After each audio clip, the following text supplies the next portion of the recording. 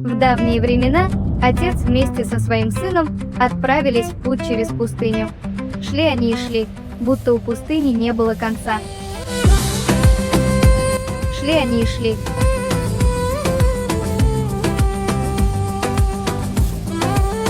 Отец, какая же огромная эта пустыня. Да, сынок, путь сокращают не шаги, а намерения. Я всегда буду добрым, отец.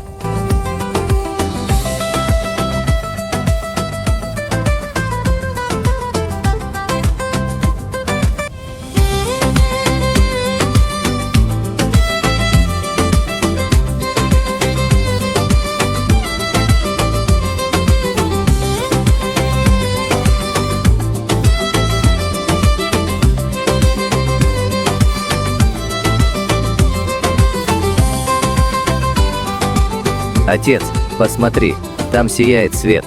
Да, это свет спасения из пустыни и надежды, мой дорогой сын.